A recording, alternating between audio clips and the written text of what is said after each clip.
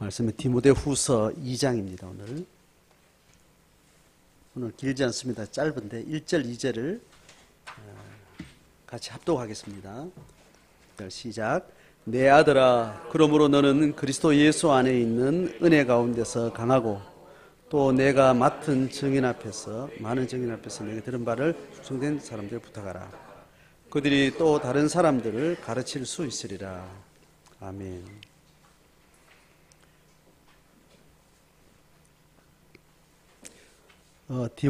디모데후서 1장의 이야기는 감옥에 갇힌 사도 바울로 인해서 위축된 공동체와 디모데에게 고난에 동참하라.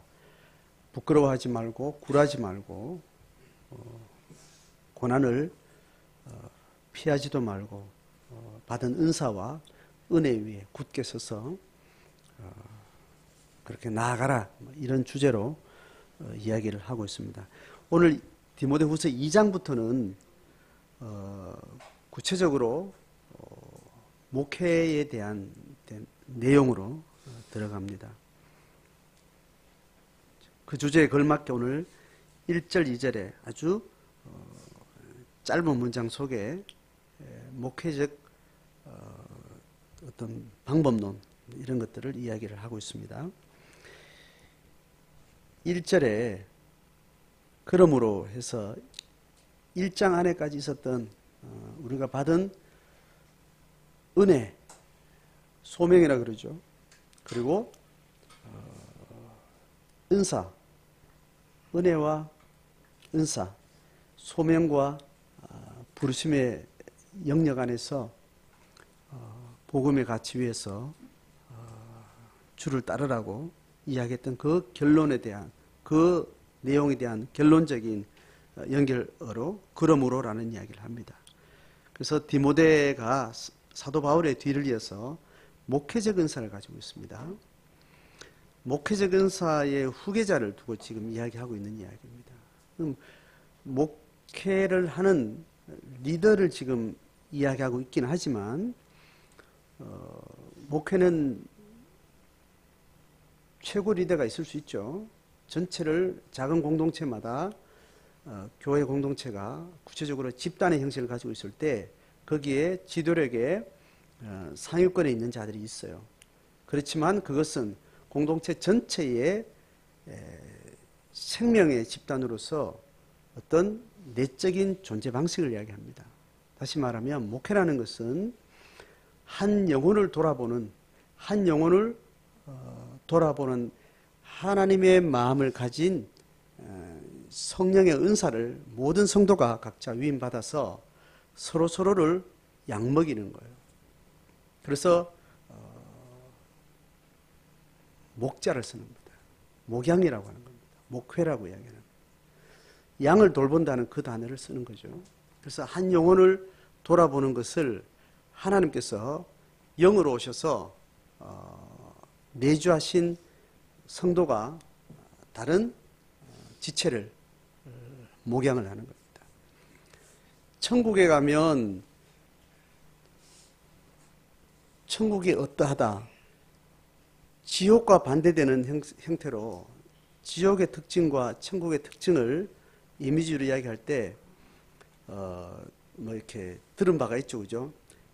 이 장대만한 이렇게 숟가락을 들고 지옥에서는 그 밥을 떠서 자기 입에다 자꾸 넣으려고 하는데 천국은 떠서 다른 사람 입에 넣어주는 이렇게 이야기하는 예를 많이 들었죠, 그죠? 그러니까 목양은 각각 하나님의 마음을 입은 성령에 붙들린 자들이 예수의 마음으로 영혼들을 목양하기 때문에 목회자라는 리더십의 중요성을 가지고 오늘 이야기를 하고 있지만, 교회라는 것은, 신앙이라는 것은 집단의 공동체성 자체가 가지고 있는 존재 방식이라는 거예요. 목양이라는 거예요. 그런 의미에서 모든 성도들이 이 원리를 이해해야 하고, 또 교회가 어떻게 존재해야 되는가, 교회가 어떻게 신앙의 길을 가는가에 대한 그 원리에 대해서 이해할 수 있는 겁니다. 오늘 1절 2절에 두 가지 강조점을 이야기해요. 하나를 하고 그 다음에 이렇게 하라 이렇게 이야기해요. 1절에 하고 2절 하라 이렇게 이야기를 해요. 자, 앞에 뭔가 하면 1절 같이 보면 그러므로 내 아들아 너는 그리스도 예수 안에 있는 은혜 가운데서 강건해라 이렇게. 목양을 하고 목회를 하는 모든 성도는 함께함에 목양에 서로 교감의 논리적 전제를 가지고 있어야 되는데 그게 뭐냐 하면 예수 그리스도 안에 있는 은혜 가운데서 강건해야 된다는 거예요. 자, 이런 표현들을 우리가 많이 들어왔죠. 기독교 신학에서 이런 표현들은 그렇게 상식적인 수준에서 너무 많이 들어왔어. 너무나 익숙해져 있고 너무 그 내용보다는 이 진술 자체에 그냥 우리가 너무 많이 들었기 때문에 감흥 없이 이걸 표현하기도 하고 또 그렇게 주고받기도 합니다만 이 그리스도 안에 있는 은혜 가운데 강건하다는 것은 굉장히 놀랍고 굉장히 깊고 교회를 말하고 성도를 말하는 가장 기본적인 가치를 담고 있습니다. 자, 이걸 좀 두 개로 나누어서 제가 주보에서 설명을 하고 있습니다. 첫 번째는 뭐냐 하면 은혜 가운데서 강건해라라는 이 표현입니다. 그리고 두 번째는 그리스도 예수 안에 있는 은혜라는 이야기예요. 자, 그래서 오늘 그 두 개로 분리해서 이 1절을 제가 이야기할 때 가운데 은혜라는 이 단어가 너무 중요한 거죠. 이 은혜의 기반에서 우리가 강건하다는 거하고 또 은혜가 어떤 특징을 가지고 있는가. 예수 그리스도의 십자가의 대가 지불을 통해서 우리에게 임한 은혜를 이야기를 하는 거죠. 자, 은혜 가운데서 강하고라는 이 말은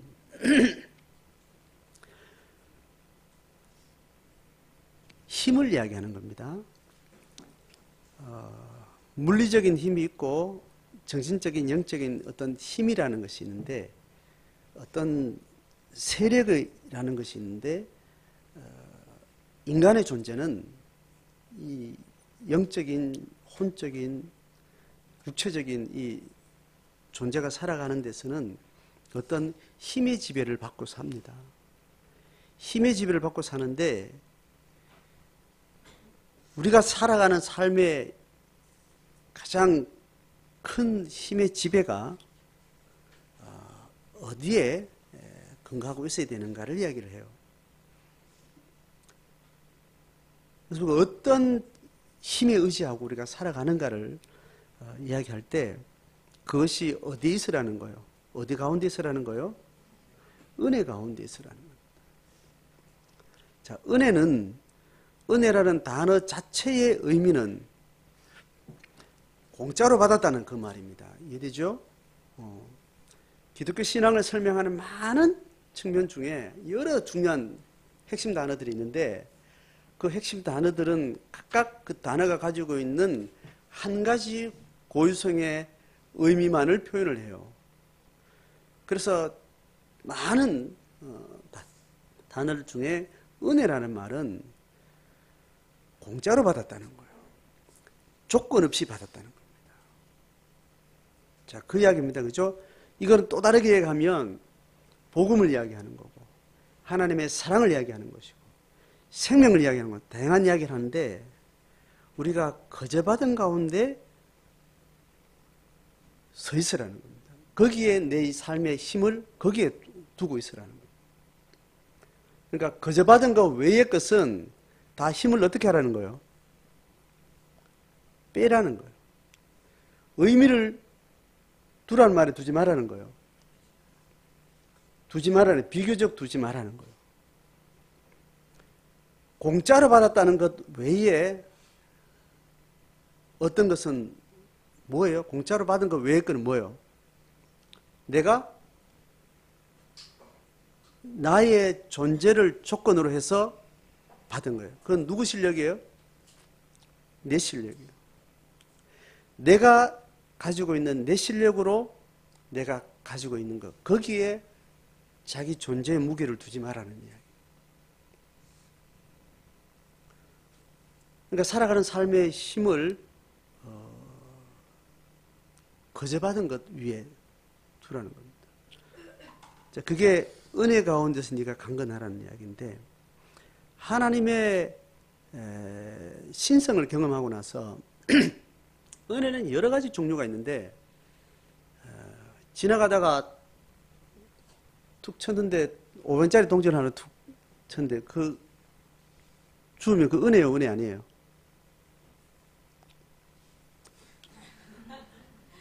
그것도 은혜지. 공짜로 받은 걸 은혜라고 이야기한다니까요.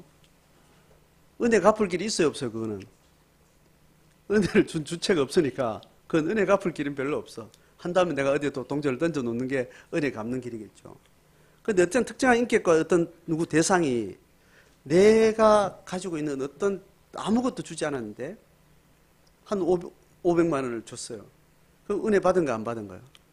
500만 원에 절실한 은혜를 받은 거예요. 공짜로 받은 거예요. 은혜라는 건 이런 겁니다. 공짜로 받았다는 거예요. 이 말 단어의 표현은.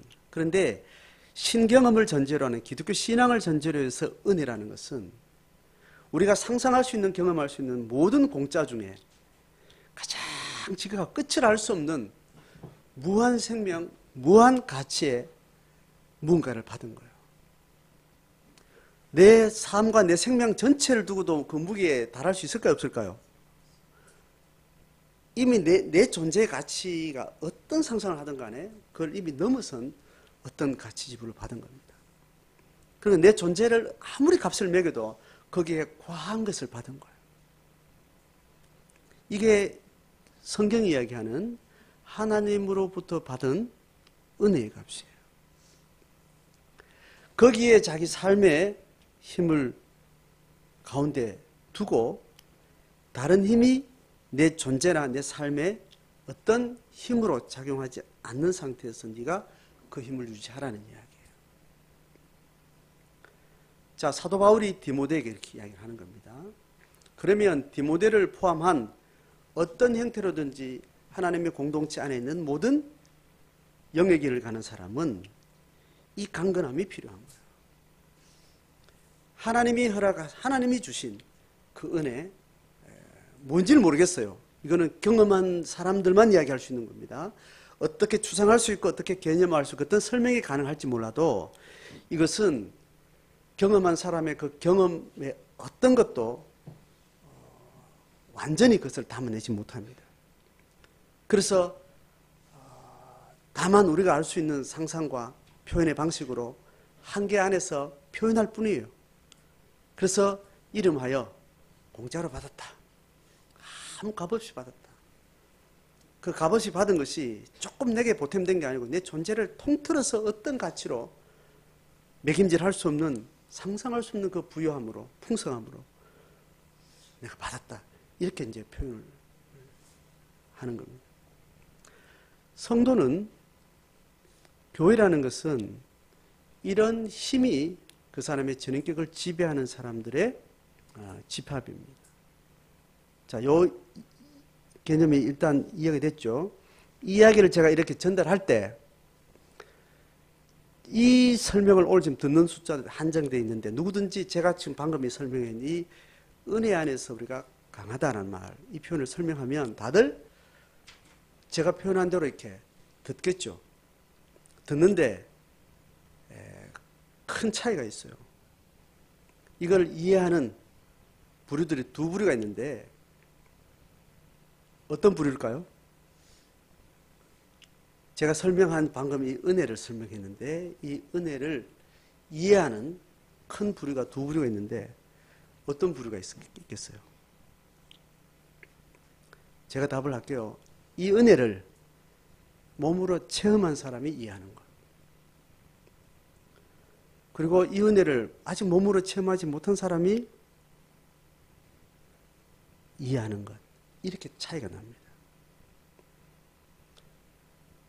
자, 각자가 지금 이 앉아 계신 분들은 각자가 나는 어떤 입장에서 이 은혜에 대한 설명을 듣고 있는가를 본인이 이해를 하셔야 돼요.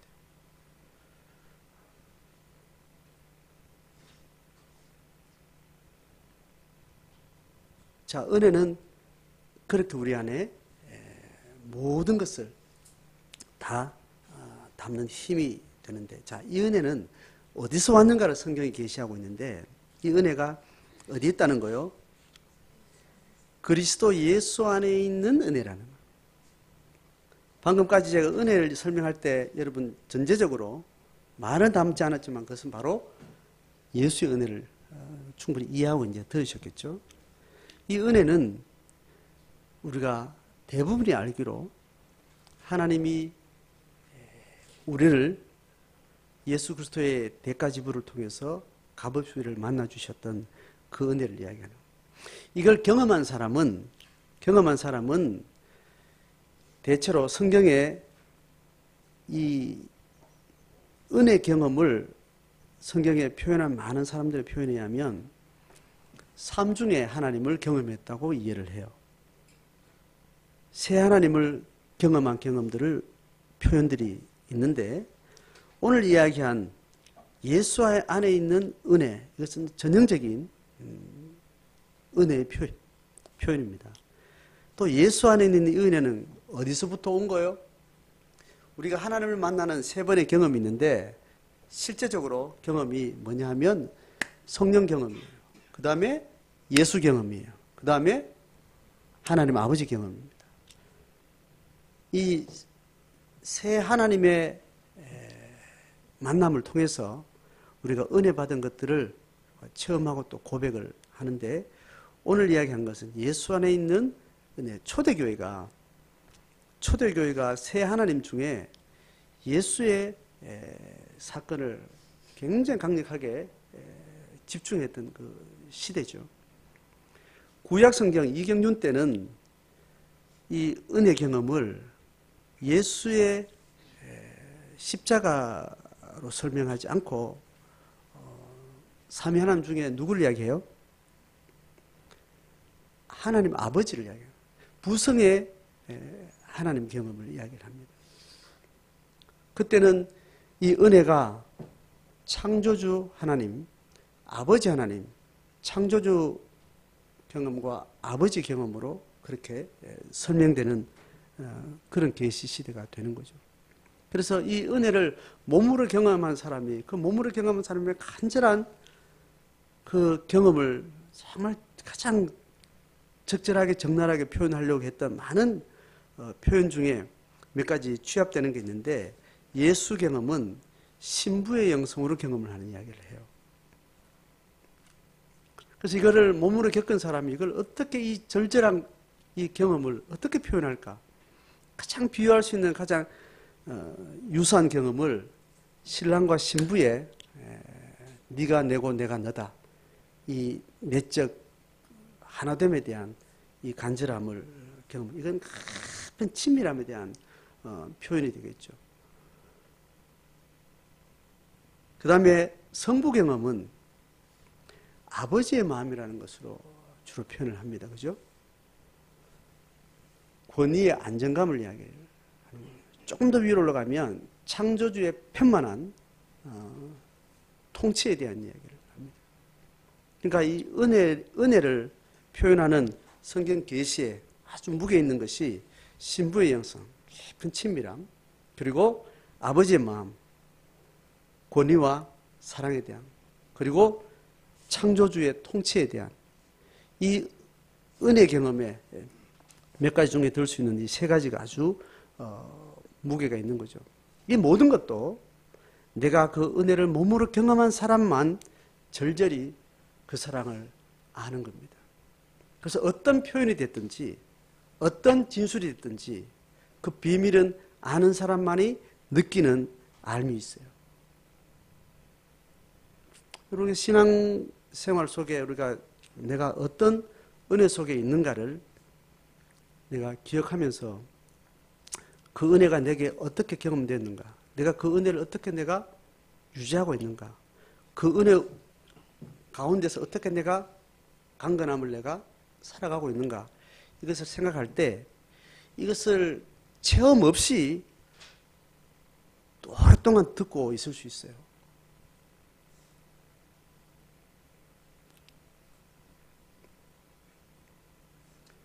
그래서 그 체험이 있는 자는 그 그 체험이 자기 것과 분명해지고, 그러면 몸으로 겪었기 때문에 몸으로 표현되는 어떤 내적인 힘이라는 게 있습니다. 성경 그것을 계속 여러 가지 방식으로 이야기하는데, 제가 지금 뭘 이야기하려고 하는가 하면, 이런 은혜의 원리나 은혜의 계시적인 진술이 내게 익숙하고 논리적인 어떤 지식으로 내한테 들어와 있다 할지라도 이것이 내게 실제 경험이 아닐 수 있습니다. 성경은 이걸 가지고 계속해서 강조를 해요. 돌아보라. 생각해봐라. 속지 마라. 심지어 이 삼경륜의 계시의 상당한 양을 기록하고 있는 사도 바울도 내가 그 은혜 안에 있지 않을 수도 있지 않을까라는 의심들을 언뜻 하면서 깊이 자기 성찰 속에 깊이 들어가는 그런 고백들이 있습니다. 금방 우리의 경험의 기억이라는 것은 허상일 수가 있다는 거예요. 그렇지만 경험을 자기 안에서 명확히 한 사람의 기억과 온 몸이 증언하는 그 힘이라는 것은 자기도 부인할 수 없고 옆에 사람도 부인할 수 없는 증거로 나타나는 것이라고 성경은 계속 이야기를 하고 있습니다. 내가 하나님의 은혜에 대한 설명을 많이 들었고 기독교 신앙은 이런 것이라는 지식을 우리가 오래전에 듣고 그것을 선망하고 그것을 경험하기를 원하고 그것을 내가 누리기를 원하는 그 마음이 있는 것하고 실제로 그 경험 속에 있는 것하고는 다를 수 있습니다.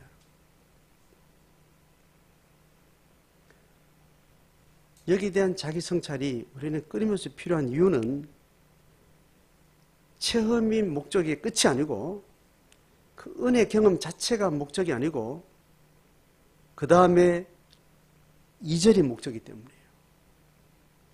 2절이 목적이기 때문에. 그래서 2절로 갑니다. 지금 다 2절로 갔다가 다시 내가 1절의 이야기 다시 내가 이렇게 이제 돌아서 또 설명하게 될지도 모르는데, 이제 그리스도 예수 안에 있는 은혜가 실제 내 실존적 경험이라면 거기에 내 모든 존재의 힘을 싣고 살아라. 자, 그렇게 하고 나서 2절을 같이 읽어봅니다. 시작. 또 내가 많은 증인 앞에서 너에게 들은 바를 충성된 사람들에게 부탁하라. 그들이 또 다른 사람들을 가르칠 수 있으리라. 이걸 잘 풀어내면 신앙을 이렇게 전하고 전수하고 은혜를 나누는 어떤 목회적인 은사의 어떤 한 행위를 설명을 하는데, 그게 사도 바울로부터 누구에게 들려졌어요? 디모데에게 들려졌다고 이야기를 해요. 내게 들은 바 이야기를 하시죠. 네가 많은 증인들 앞에서 나에게 들은 바가 있다는 거예요. 사도 바울이 많은 증인들 앞에서 디모데에게 뭔가를 전하고 가르친 것이 있다는 거예요. 자, 그거를 디모데가 누구에게 어떻게 하라고요? 충성된 사람들에게 부탁하라는 이야기예요. 바울이 디모데에게 이렇게 전수한 방식은 말하고 듣는 방식으로 했다고 이렇게 표현을 합니다.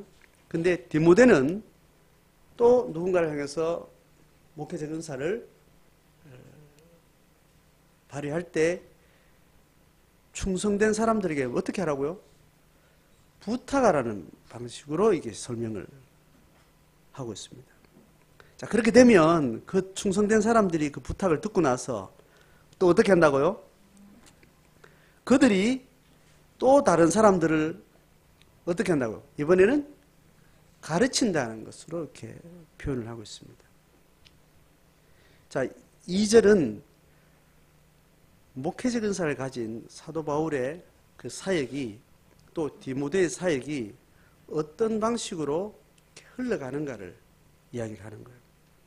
그러니까 교회 공동체 안에서 목양을 한다는, 영혼을 돌본다는 것이 개인과 개인이 집단을 향해서, 또 집단이 개인에게 이렇게 뭔가를, 신앙의 가치를 이렇게 전수를 하는 겁니다. 언어로 한다는 거죠, 여기서. 그리고 언어는 부탁할 때도 있고, 또 가르치는 방식도 있고, 권면과 티칭을 통해서 이 신앙을 이렇게 전하는 거죠. 이 행위가 공동체 안에서 일어나는 거예요. 그러면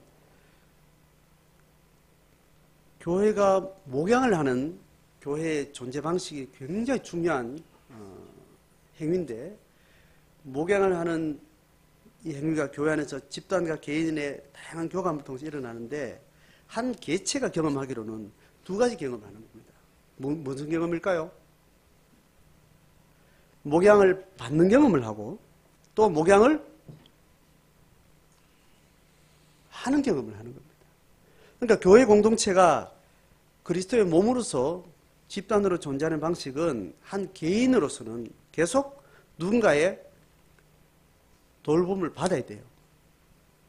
또 그 다음에는 어떻게 돼요? 내가 누군가를 계속 돌보는 것으로서 존재하는 겁니다. 그 내가 건강한 교회로서 목양의 왕성한 그 부여함이 그 개인 교회와 집단 교회를 잘 세우고 있는가 할 때, 나는 어떤 경험을 지금 하고 있는가를 생각할 때 뭐가 있어야 되는 거예요? 누군가 나를 계속 지도할 수 있는 어떤 그런 대상 경험이 필요하고, 내가 누군가를, 그 영혼을 돌보는 책임을 가지고 돌보는 자발적인, 주도적인 그런 행위가 있어야 됩니다. 내가 교회 생활 잘하고 있는가? 내가 신앙생활 잘하고 있는가? 그것의 가장 첫 번째는 내가 은혜 위에 서 있는가라는 것과, 그 다음에 집단으로서 교회 안에서는 내가 누가 나를 돌보고 있는가를 확인해 봐야 돼요. 그리고 누군가를 돌보고 있는가. 이 두 가지는 동전의 양면처럼 아주 중요하지만 논리적으로는 우선 선후가 있어요. 논리적으로는 선후가 있다고요. 이게 먼저일까요? 저게 먼저일까요? 목양을 받는 거하고 목양을 하는 거하고, 이거하고 저거하고 논리적으로는 뭐가 선후가 될까요? 이걸까요? 저걸까요? 이거죠. 이거가 논리적으로 전제돼야 됩니다. 그 목양이라는 것은 형태적으로 누군가를 받을 때 그게 골방에서, 내 개체가 골방에서 성령과 교감도 직접 할 수도 있지만, 그것도 완전한 방편은 아니고 어떤 물리적인 한 개체를 통해서 성령의 영감과, 또 나처럼 골방 생활을 하고 있는 누군가와 함께 관계를 통해서 내가 목양을 받는 거예요. 그 내가 누군가를 돌보는 건데, 그러니까 내가 건강한 바른 목양이 존재하는 그런 교회 생활을 하고 있는가 할 때는 날 지도할 누군가가 있어야 돼요. 그걸 찾으셔야 돼요.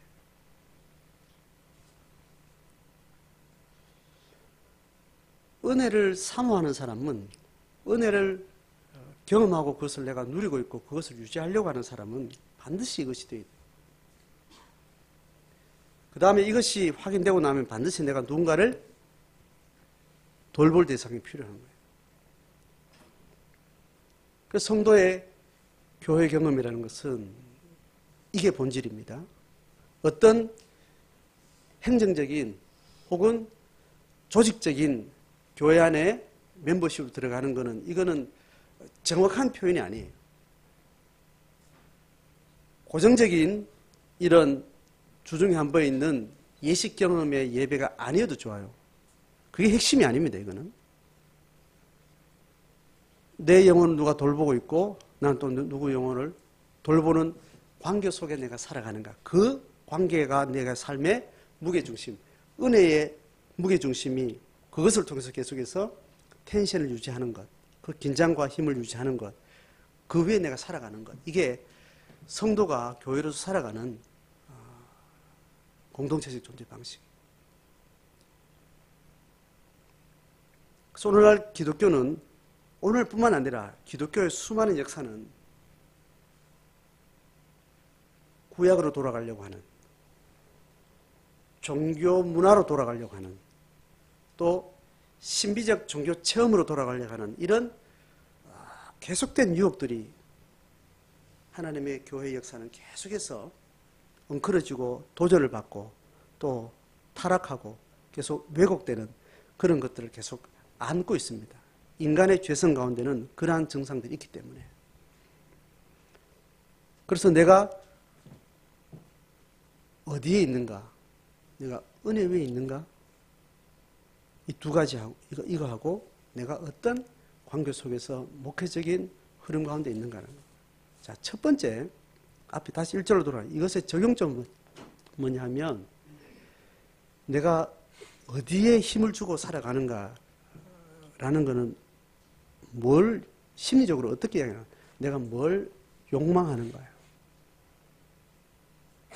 내가 뭘 근본적으로 내가 살아가면서 내가 뭘 추구하는가, 뭘 욕망하는가, 내가 원하는 게 뭔가, 이것을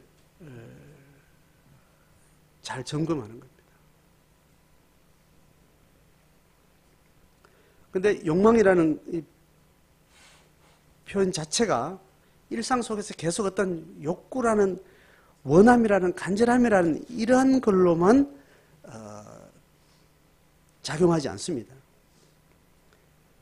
내가 어디에 무게를 두고 있는가 이렇게 생각할 때 내가 뭘 욕망하고 있지, 내가 뭘 원하고 있지, 내가 뭘 갈망하고 있지, 이걸 찾아가는 건데, 갈망이라는 것이 이 살아가는 삶의 힘을 대변하는 중요한 심리작용인데, 이것은 원함으로만 계속 유지되지 않는 거예요.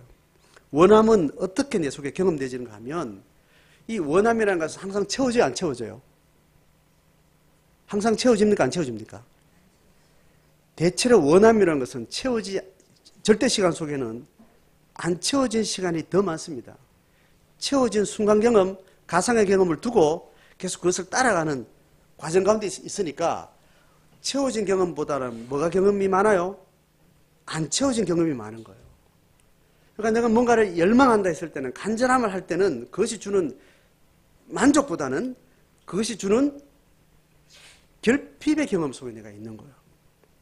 그럼 내가 뭘 갈망하고 있지, 뭘 찾고 있지 할 때 내가 뭔가를 원하는 이런 마음과 함께 뭐가 있는가 하면, 대부분의 경험들, 그것이 다다르기 전에는, 뭔가 실제로 뭔가를 다다르고 있을 때는 그것이 또 다른 욕망으로 계속해서 신기루처럼 멀어가기 때문에 내 경험은 결핍 경험 속에 그 욕망을 계속해서 따르고 있는 거예요.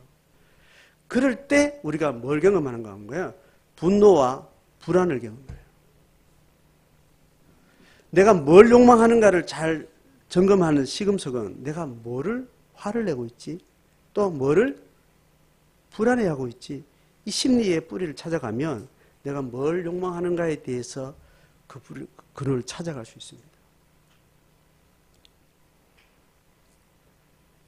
그 욕망하는 것은 결국 내 삶의 무게의 중심이 되는 것들이에요. 순간이라도 내 삶에 의미 있는 무게를 거기에 두고 있는 겁니다. 그러니까 내 심리를 돌아볼 때 내가 뭐에 자주 화를 내지? 뭐가 나를 불안하게 하지? 뭐가 나를 두렵게 하지? 이 심리 속에 내가 어느 가운데 힘을 주고 어디에 가치를 두고 무엇을 욕망하고 살아가는지를 확인할 수 있습니다. 이 확인은 의식과 무의식을 통해서 내 안에 계속 작동되기 때문에 계속 크로스 체킹이 필요한 겁니다. 긴 시간을 두고 더듬어가는 그런 삶의 관찰이 필요한 겁니다. 성도의 교제라는 것은 그것을 위한 과정이에요. 성도의 교제는 그러한 것들을 계속해서 찾아내고 그것을 통해서 하나님 은혜 속에 계속 설려가는 그런 관계들이 이어가는 겁니다. 그럼 뭐가 두렵습니까? 뭐가 불안합니까? 뭐가 화가 자주 납니까? CR 공동체를 통해서 자기 골방에서 돌아보면 좋겠습니다. 두 번째 적용은 내가 목양의 흐름 속에 내가 존재하는데, 목양의 흐름 속에 있는 사람은 목양의 행위가 누군가를 통해서 내가 배우고 부탁을 받고 권함을 받고 돌봄을 받고, 또 내가 누군가를 돌보고 권하고 부탁하고, 이것은 내 안에 있는 은혜의 힘이 끊임없이 이것을 가능하게 하는데, 이 행위가 있기 전에 이 두 가지 중에 뭐가 먼저 돼야 된다고요? 이게 먼저 돼야 돼요. 인풋이 있어야 아웃풋이 생깁니다. 인풋에 내가 확실하게 나를 받는 것에 내가 잘 정렬이 되어 있으면 이거는 내가 하고 싶어져요. 자동적으로. 들어오면 들어온 게 감당이 안 돼서 내가 흘러보낼 수밖에 없습니다. 이것을 계속해서 유지하게 하는 힘은 여기보다 저기보다 여기에 있는 거예요. 준비되어 있어야 됩니다. 이거는 하나님이 끊임없이 나를 성령에 감동된 기도나 예배나 묵상이나 생각이나 배움이나 들음을 통해서 끊임없이 내게 영적 지혜를 가져다 주는 거예요. 그래서 내가 하나님을 아는 만큼, 하나님을 확신하는 만큼 살게 돼 있다는 거예요. 그래서 내가 복음을 부끄러워하지 않는 근거는 뭐냐면, 내가 하나님을 아는 지혜와 하나님을 아는 그 계시에 대한 지식이 나로 하여금, 그 확신이 나로 하여금 살게 만드는 겁니다. 이것은 이 행위가 있기 전에 우리의 내적 품성으로 존재하는데, 그것은 뭐냐면 배우고자 하는 마음이에요. 배우고자 하는 마음은 위로부터 오는 것인데, 훨씬 부유한 어떤 영적인 지혜와 지식의 그 풍성한 것으로부터 위로부터 임하는 것인데, 그 임하는 지혜에 대한 배움의 태도를 이야기합니다.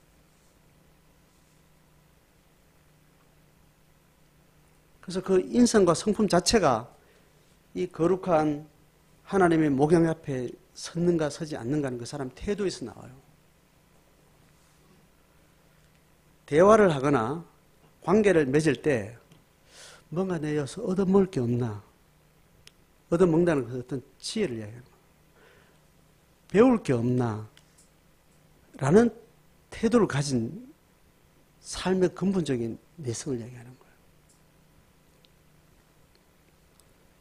삶 속에서, 관계 속에서 내가 하나님이 가르치시는 바에서 내가 배움의 태도를 가진 사람은 시각이 위에 있겠어요? 좀 밑에 있겠어요? 네? 위에 있지 않습니다. 밑에 있습니다. 이거는 목소리를 큰 걸 이야기해요? 작은 걸 이야기해요? 아니, 목소리 크잖아요. 주도권을 양기로 가지고 있는 걸 이야기해요? 음기로 가지고 있는 걸 이야기해요? 그건 아니에요. 적극적인 걸 말하는 거예요? 소극적을 이야기하는 거예요? 그걸 이야기하는 게 아닙니다. 어떤 가르침 앞에 내가 배울 준비가 되어 있고 들을 준비가 되어 있고, 내가 이미 지금 가지고 있는 확신, 가지고 있는 지식, 가지고 있는 경험이 지극히 그 어떤 앞으로 주실 은혜에 비하면 지극히 작다는 것을 전제하고 들을 귀를 마음의 자세에 가지고 있는 이야기예요. 논쟁을 하거나 어떤 일을 해결하기 위해서 어떤 선우를 따지거나 갑론을박을 할 때 들을 자세를 가지고 있는 사람의 태도하고, 내 말 좀 들어봐라 하는 태도하고 이렇게 보면 알죠, 그죠? 목소리 큰 사람이 그래요? 목소리 작은 사람이 그래요? 그건 아니라고 이야기하는 거예요. 힘이 가진 사람이 이야기해요? 작은 사람이 이걸 이야기하는 게 아닙니다. 그게 결정하는 게 아니고 쭉 대화를 쭉 들어보면 뭔가 들을 준비를 하고 있는, 들을 길을 가지고 뭔가를 대화를 하는 사람이 있는가 하면 그런 자세가 전혀 아닌, 그 태도는 본인이 확인해야 돼요. 옆에 사람이 확인해 줄 수도 있지만 그건 철저히 부수적이고 본인이 확인해요. 대화의 주제상 내가 설명을 해야 되고 큰 소리를 내야 되고 위에서 말해줘야 될 그런 있는가 하면 대화의 특성상 사안의 어떤 상황에 의해서 내가 들어야 되고 내가 받아들여야 되고 내가 계속 확장해야 될 그런 사안들이 있어요. 내가 말해줘야 될 상황에 부모가 애하고 이야기할 때도 부모의 태도가 어떻게 된다는 거예요.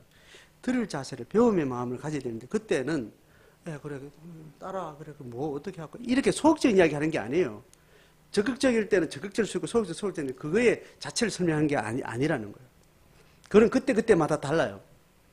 정보를 많이 가지고 있고 판세를 많이 읽고 있는 사람은 크게 이야기해야 될 필요도 있고 어떨 때는 짓눌러야 될 때도 있고 또 그렇게 하는 과정들이 있는데 그걸 이야기하는 게 아니에요. 지금.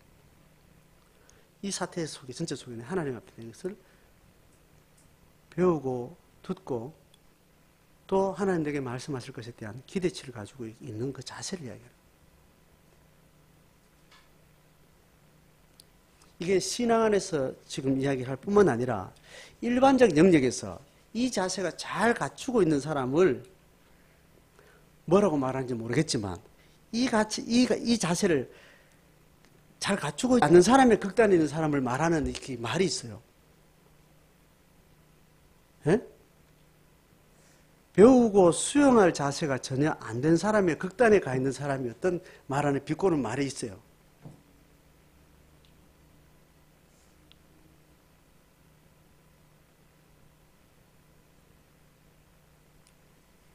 청년 세대가 그럴 가능성이 많아요. 어른 세대가 그럴 가능성이 많아요. 예?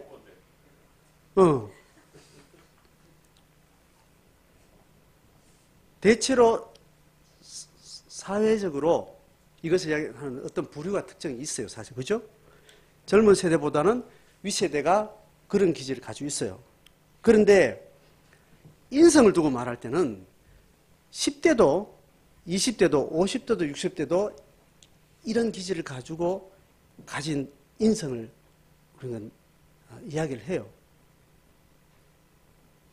꼰대라고 이야기하잖아요.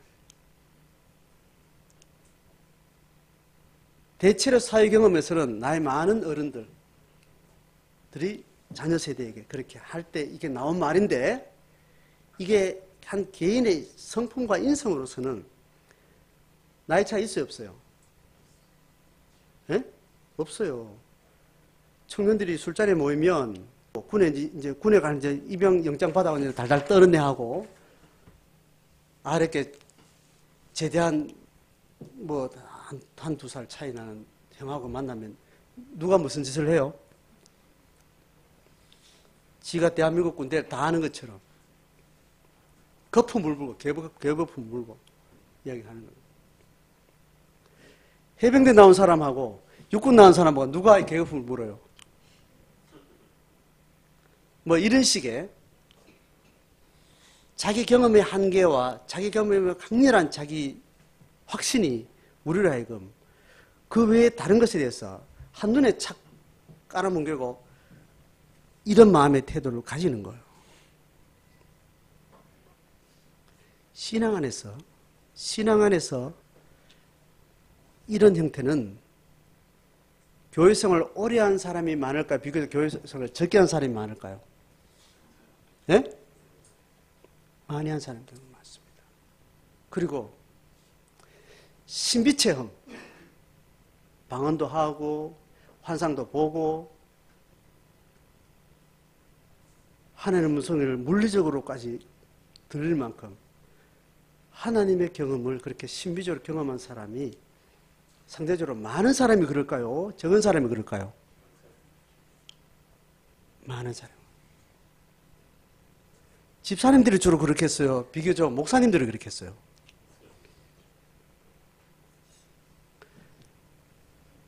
일반적인 그런 게 있는 거예요.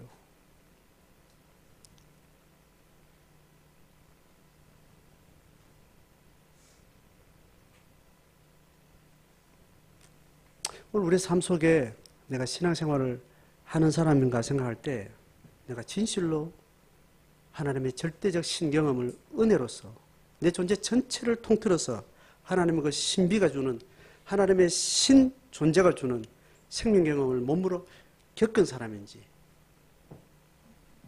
보셔야 됩니다. 대부분 고난이라는 절대 저항 가운데 대체로 확인이 됩니다. 그 사람의 성품을 알고 그 사람의 마음 흐름을 알고 또 어떤 사건 속에 돌아보면 하나님의 신경험을 겪은 사람은 거기에 대한 어떤 태도가 신을 겪은 사람이 아니고 도저히 할 수 없는 고백들, 절대 은혜 속에서 자기 새로운 실존 경험을 한 사람만이 할 수 있는 그런 고백과 태도들이 있어요. 그것이 교회 안에서 확인될 때까지 교회는 많은 고난 앞에 서야 됩니다. 많은 고난이라는 것을 예수 이름으로 행하는 삶에 의해서 나타나는 어떤 세속적 저항과 박해 앞에 서야 돼요. 서서 자기를 보셔야 돼요.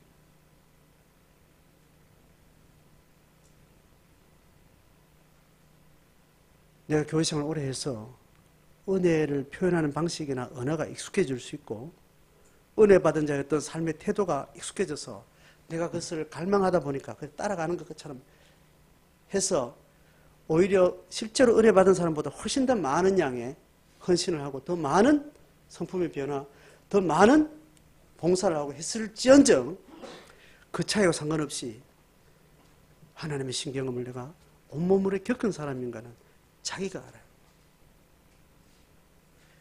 그 위에 서셔야 됩니다. 그 위에 섰으면 받은 은혜만큼 정직하게 살아가시고 그게 아직 내가 확실치 않다라고 생각할 때는 아직 내가 더 배워야 되는가 보다 하고 은혜가 있는 것처럼 행동하고 은혜 받은 것처럼 가정하지 않도록 정직하셔야 돼요.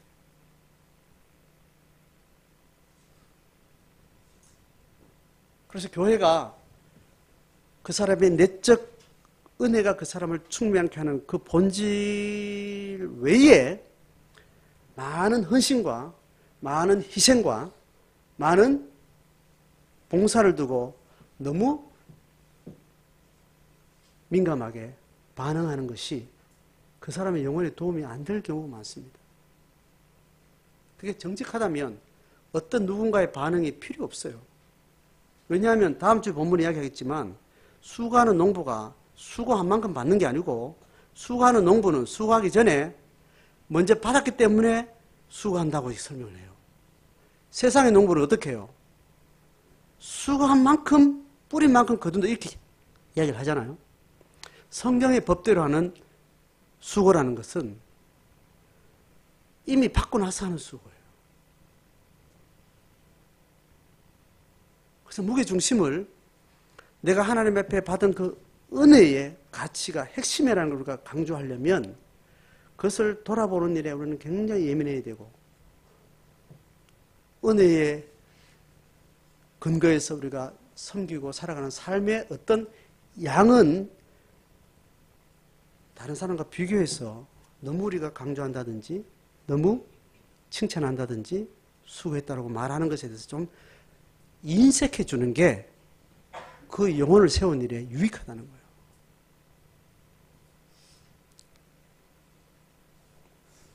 하나님의 은혜를 기반으로 그 사람이 살게 하는 어떤 힘은 은혜 받았다는 것을 명분으로 하는 어떤 봉사에 아주 좀 짜게 반응해 주는.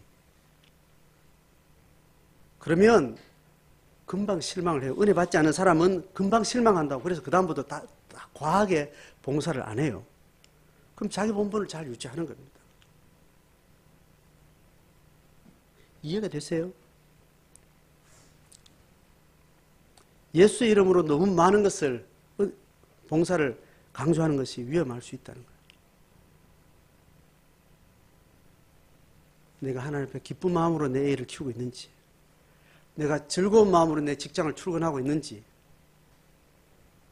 감사하는 마음으로 감사라는 어떤 자족의 근거 위에 오늘도 부도 맞고 MA 누구한테 핍박당하고 날 알아주지도 않고 그런 삶을 묵묵히 견뎌내고 있는 자기 자신을 잘 돌아보면서 내가 하나님 앞에 은혜 받은 자의 자족을 근거로 살아가고 있는지, 아니면 어떤 받을 것을 계속 카운트하면서 어떤 욕망을 근거로 살아가고 있는지 자신을 보셔야 됩니다.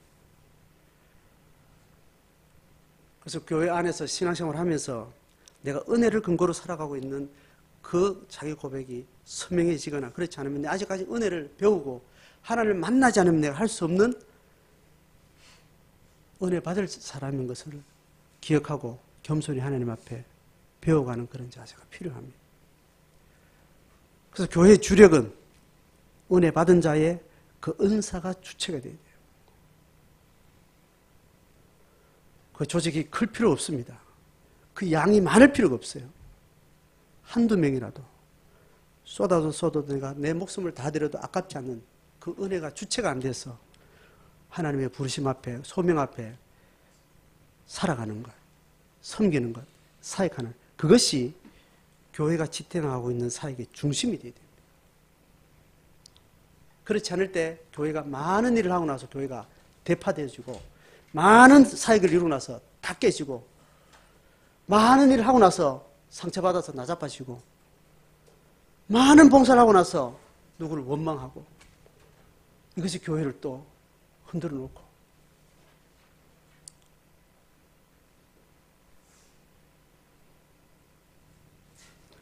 다시 한번 자기 자신을 엄격하게 돌아보는 일에 사도 바울의 권면과 또 디모데가 사역의 중심을 우리가 잘 돌아보면서 우리 자신을 세워가야 되겠습니다. 다음 주에 함께 읽을 본문인데 7절을 같이 읽고 마치겠습니다. 7절 같이 읽습니다. 시작. 내가 말하는 것을 생각해보라. 주께서 범사에 너에게 총명을 주시리라. 아멘.